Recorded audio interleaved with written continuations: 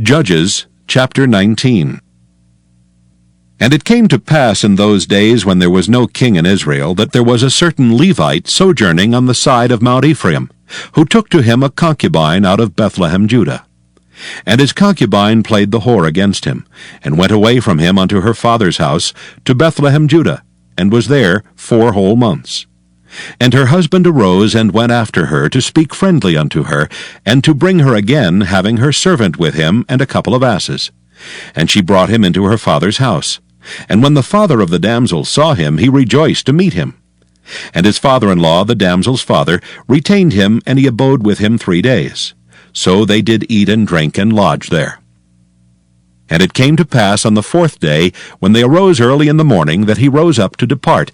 And the damsel's father said unto his son-in-law, Comfort thine heart with a morsel of bread, and afterward go your way.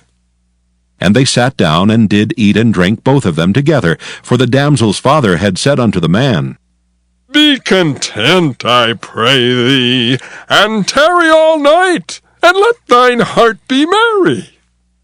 And when the man rose up to depart, his father-in-law urged him. Therefore he lodged there again.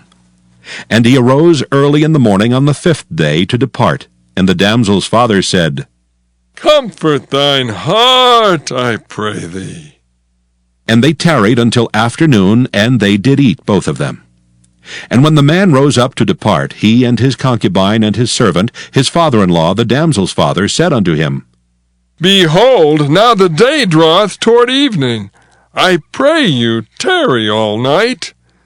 Behold, the day groweth to an end. Lodge here, that thine heart may be merry.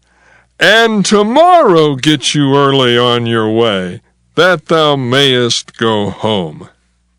But the man would not tarry that night.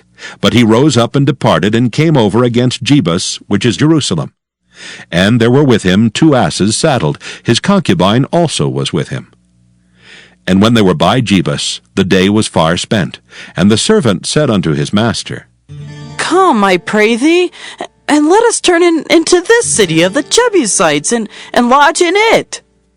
And his master said unto him, We will not turn aside hither into the city of a stranger that is not of the children of Israel. We will pass over to Gibeah. And he said unto his servant, Come, and let us draw near to one of these places to lodge all night, in Gibeah or in Ramah. And they passed on and went their way. And the sun went down upon them when they were by Gibeah, which belongeth to Benjamin. And they turned aside thither to go in and to lodge in Gibeah. And when he went in, he sat him down in a street of the city, for there was no man that took them into his house to lodging. And behold, there came an old man from his work out of the field at even, which was also of Mount Ephraim. And he sojourned in Gibeah, but the men of the place were Benjamites. And when he had lifted up his eyes, he saw a wayfaring man in the street of the city. And the old man said, Whither goest thou, and whence comest thou?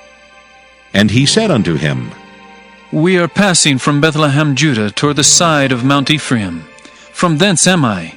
And I went to Bethlehem, Judah, but I am now going to the house of the Lord, and there is no man that receiveth me to house. Yet there is both straw and provender for our asses, and there is bread and wine also for me, and for thy handmaid, and for the young man which is with thy servants. There is no want of anything. And the old man said, Peace be with thee. Howsoever, let all thy wants lie upon me. Only lodge not in the street. So he brought him into his house, and gave provender unto the asses. And they washed their feet, and did eat and drink. Now as they were making their hearts merry, behold, the men of the city, certain sons of Belial, beset the house round about, and beat at the door, and spake to the master of the house, the old man, saying, Bring forth the man that came into thine house, that we may know him. And the man, the master of the house, went out unto them, and said unto them, Nay, my brethren, nay, I pray you, do not so wickedly. Seeing that this man is come into mine house, do not this folly. Behold, here is my daughter, a maiden, and his concubine.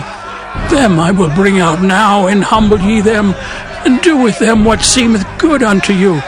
But unto this man do not so vile a thing. But the men would not hearken to him. So the man took his concubine and brought her forth unto them.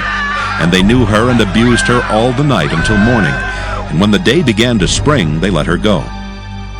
Then came the woman in the dawning of the day, and fell down at the door of the man's house, where her lord was, till it was light. And her lord rose up in the morning, and opened the doors of the house, and went out to go his way. And behold, the woman his concubine was fallen down at the door of the house, and her hands were upon the threshold. And he said unto her, Up, and let us be going. But none answered. Then the man took her upon an ass, and the man rose up and gat him unto his place. And when he was come into his house, he took a knife and laid hold on his concubine, and divided her, together with her bones, into 12 pieces, and sent her into all the coasts of Israel. And it was so that all that saw it said, There was no such deed done nor seen from the day that the children of Israel came up out of the land of Egypt unto this day. Consider of it, take advice, and speak your minds.